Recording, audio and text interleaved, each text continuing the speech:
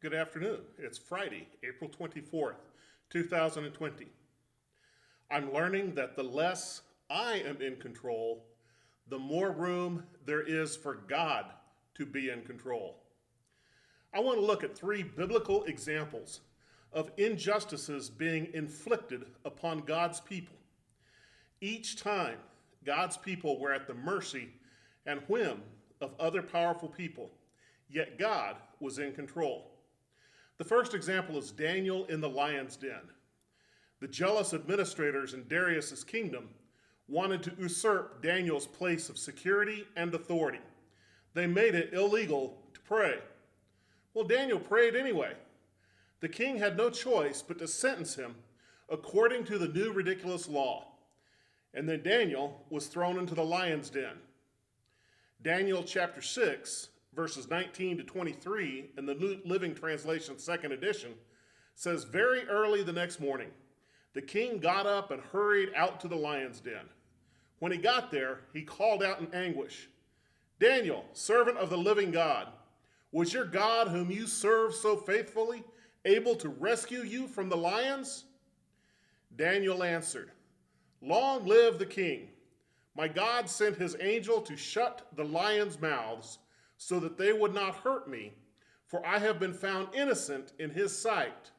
I have not wronged you, your majesty.' The king was overjoyed and ordered that Daniel be lifted from the den. Not a scratch was found on him, for he had trusted in God." The second example is Esther.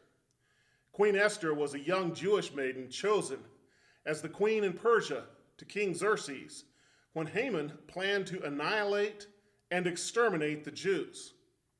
Esther's uncle, Mordecai, asked Esther to intercede on behalf of her people.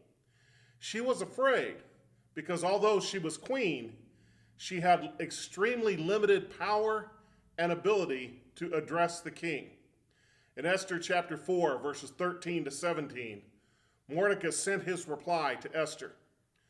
"Don't think for a moment that because you're in the palace, you will escape when all the other Jews are killed.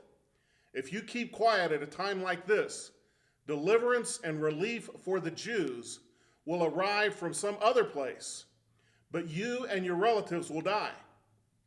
Who knows if perhaps you are made queen for just such a time as this?"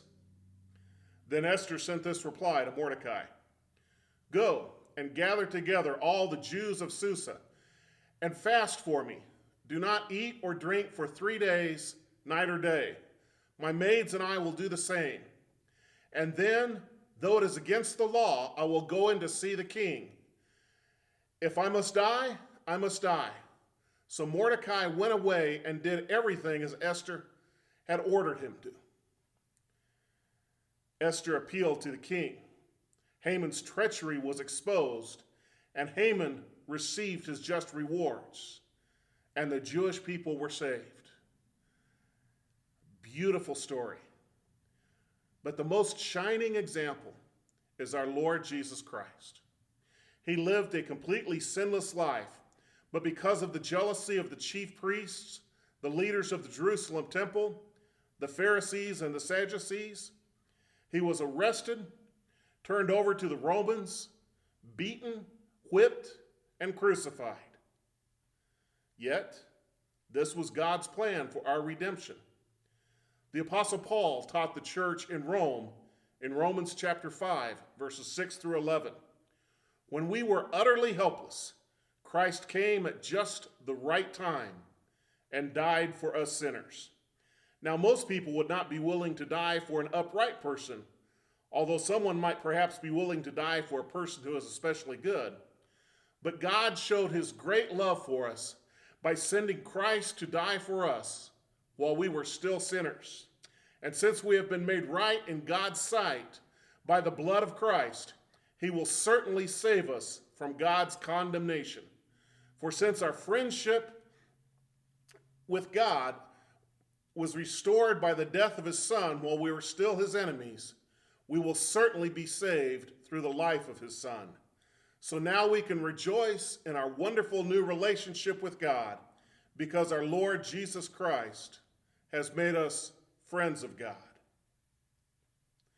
How beautiful it is where God turned the most disgusting, out of control situations into his beautiful situations, showing he is definitely in control. The worst things happening have been turned around by God into the best things happening.